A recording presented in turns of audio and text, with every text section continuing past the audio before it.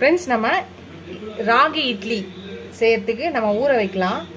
அதுக்கு ஒரு கிண்ணம் எடுத்துக்கலாம். அதில் 2 கப்பு ராகி கேழ்வரகு 2 கப்பு போட்டுக்கலாம். 2 கப்பு ராகிக்கு 1 கப்பு உளுந்து. எந்த கப்பில் ராகி எடுக்கிறீங்களோ அதே கப்புலேயே 1 கப்பு உளுந்து. 2 கப்பு ராகிக்கு 1 கப்பு உளுந்து. இந்த ஸ்பூனில் 1 ஸ்பூன் வெந்தயம் போடுறேன். இப்போ இதை நல்லா 3லேருந்து 4 வாட்டி நல்லா வாஷ் பண்ணிடலாம். 3 வாட்டி நல்லா கழுவியாச்சு. இப்போ தண்ணி போட்டு ஊற வச்சாச்சு. இது ஓவர் நைட் ஊற வைக்கலாம், இல்லைன்னா ஒரு 6லேருந்து 7 மணி நேரம் ஊற வைக்கணும். இதை 7 மணி நேரம் கழித்து நம்ம அரைக்கலாம். இப்போ நம்ம இதை ஊற வச்சாச்சு. இப்போ ஊறினதுக்கப்புறம் இதை பார்க்கலாம். ஃப்ரெண்ட்ஸ், நம்ம நேற்று நைட்டு பார்த்திங்கன்னா நம்ம கேழ்வரகு, உளுந்து, வெந்தயம் எல்லாத்தையும் நம்ம ஊற வச்சுருந்தோம் நைட்டு. இப்போ இதை ஊறிடுச்சு. இப்போ அரைச்சிடலாம். நான் இதை மிக்சி ஜாரில் போட்டு அரைக்கிறேன். நீங்கள் கிரைண்டரில் வேணுனாலும் போட்டு அரைக்கலாம். இதை நல்லா நைஸாக அரைச்சி எடுத்துகிட்டு வரலாம். அரைச்சாச்சு பாருங்கள். நல்லா கேழ்வரகு, உளுந்து, வெந்தயம் இது 3த்தையும் நம்ம நைட்டு ஊற வச்சுருந்தோம். இப்போ இதை அரைச்சாச்சு. இது ஒரு கிண்ணத்தில் ஊற்றிடலாம்.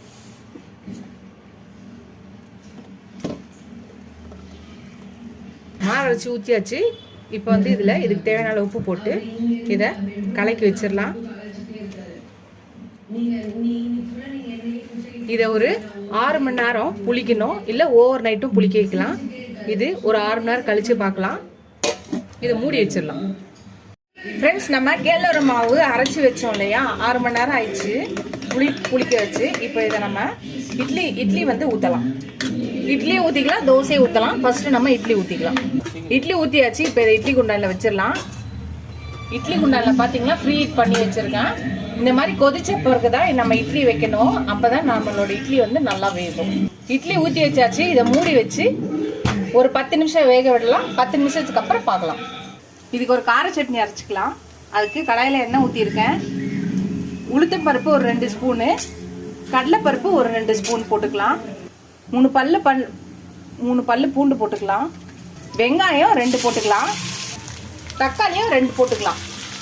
2 பெரிய சைஸ் வெங்காயம், 2 பெரிய சைஸ் தக்காளி, கொஞ்சம் கருவேப்பிலை, காரத்துக்கு ஏற்ற காஞ்ச மிளகாய் 3லேருந்து 4 போட்டுக்கலாம். இதை வதக்கிக்கலாம்.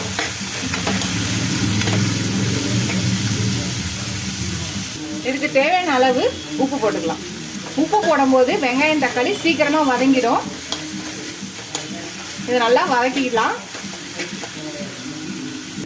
வதக்கியாச்சு. இது வதங்கிடுச்சு. இப்போ இதை எடுத்து ஆற வச்சுட்டு ஆனோடனே நம்ம இதை அரைச்சிடலாம். ஃப்ரெண்ட்ஸ், இப்போ நம்ம இந்த கேழ்வரகு மாவில் தோசை வச்சு விட்டுடலாம். தோசைக்கல்ல காஞ்சிடுச்சு, எண்ணெயும் தடவியாச்சு. இப்போ நம்ம கேழ்வரகு மாவை ஊற்றிக்கலாம். ரொம்ப ஹெல்த்தியானது. நம்ம இந்த மாதிரி அப்பப்போ இந்த சிறுதானியங்களை நம்ம யூஸ் பண்ணிக்கிட்டே இருந்தால் நம்ம பசங்களுக்கு மறக்காது. நம்மளும் பயன்படுத்துகிற மாதிரி இருக்கும், அவங்களும் பயன்படுத்திக்கிட்ட மாதிரி இருக்கும். கொஞ்சம் எண்ணெய் ஊற்றியாச்சு. வெந்தோடனே திருப்பி போடலாம். வெந்துருச்சு. இதை நம்ம திருப்பி போட்டுடலாம். வெந்துச்சு, தோசை வெந்தாச்சு. இதை திருப்பி போட்டுடலாம். இந்த பக்கமும் வந்துச்சுன்னா நம்ம எடுத்துட வேண்டியதுதான். நம்மளோட கேழ்வரகு தோசை ரெடி ஆகிடும். ரொம்ப ஹெல்த்தியானது. இந்த மாவை அரைச்சிட்டோம்னா நம்ம இட்லியும் செய்யலாம், தோசையும் செய்யலாம். டிஃப்ரெண்ட்டாகவும் செஞ்ச மாதிரி இருக்கும், ஹெல்த்தியாகவும் செஞ்ச மாதிரி இருக்கும். சிறுதானியங்களை நம்ம பயன்படுத்துகிற மாதிரியும் இருக்கும். அவ்வளோதான், தோசை வந்துச்சு. நம்ம எடுத்துடலாம். நீங்கள் விருப்பப்பட்டீங்கன்னா நெய் ஊற்றி கூட இதை ரெடி பண்ணலாம். இட்லியை வந்துடுச்சு. 10 நிமிஷம் கழிச்சு எடுத்தாச்சு. இப்போ நம்ம அதை பிளேட்டில் வச்சிடலாம். இட்லி எடுத்தாச்சு பாருங்கள். ரொம்ப சாஃப்டாக இருக்குது. நல்லா தெரியும் உங்களுக்கு, சாஃப்டாக இருக்குது. நீங்கள் கண்டிப்பாக இந்த மெஷர்மெண்ட்டில் போட்டு அரைச்சிங்கன்னா கண்டிப்பாக சாஃப்டாக இருக்கும். ஃப்ரெண்ட்ஸ், கார சட்னி அரைச்சாச்சு. அதை அரைச்சிட்டு அதுக்கு ஒரு தாளிப்பை கொடுத்துட்டேன் நான். கடுகு, உளுந்து, கருவேப்பிலை தாளித்து கொட்டியாச்சு. இப்போ நம்மளோட கேழ்வரகு டிஷ் ரெடி ஆயிடுச்சு பாருங்கள். தோசை, இட்லி ரெண்டுமே நம்ம ரெடி பண்ணியாச்சு. ஒரு மாவு அரைச்சோன்னே அதில் ஹெல்த்தியான ஒரு கேழ்வரகு தோசை, இட்லி, ராகி இட்லி தோசை ரெடி ஆயிடுச்சு. அது தொட்டுக்க பார்த்தீங்கன்னா கார சட்னி, சாம்பார் 2 வச்சுருக்கேன். உங்களுக்கு என்ன வேணுமோ, இன்னும் தேங்காய் சட்னி வேணுனாலும் இதை அரைச்சி தொட்டுக்கலாம். அவ்வளோதான் ஃப்ரெண்ட்ஸ், நம்மளோட கேழ்வரகு மாவு அரைச்சி இட்லி தோசை நம்ம ரெடி பண்ணியாச்சு. நீங்களும் அந்த ரெசிபியை ட்ரை பண்ணுங்கள். ரொம்ப ஹெல்த்தியானது, ரொம்ப டிஃப்ரெண்ட்டாகவும் இருக்கும். ஏன்னா பசங்க நிறைய பேர் இதை சாப்பிட்ருக்க மாட்டாங்க. இந்த மாதிரி செஞ்சு கொடுக்கும்போது அவங்க டிஃப்ரெண்ட்டாக இருக்குன்னு சாப்பிடுவாங்க. கண்டிப்பாக ட்ரை பண்ணி பார்த்துட்டு எப்படி இருக்குன்னு சொல்லுங்கள். இந்த வீடியோ உங்களுக்கு பிடிச்சிருந்தா லைக் பண்ணுங்கள். ஃபஸ்ட் டைம் என் சேனலை பார்க்குறவங்க சப்ஸ்கிரைப் பண்ணிட்டு பாருங்கள். ஃபுல் வீடியோ பாருங்கள். உங்கள் ஃப்ரெண்ட்ஸ்க்கு இந்த சேனலை ஷேர் பண்ணி சப்ஸ்கிரைப் பண்ண சொல்லுங்கள். Keep supporting my channel, keep வாட்சிங் மை ஃபுல் வீடியோஸ். நீங்கள் எவ்வளோ சப்ஸ்கிரைப் பண்ணி லைக் பண்ணி கமெண்ட் பண்ணுவீங்களோ அவ்வளோக்கு என்கரேஜிங்காக இருக்கும், சப்போர்ட்டிங்காக இருக்கும். புது புது ரெசிபிஸோட ஹெல்ப்ஃபுல்லாக இருக்கும்.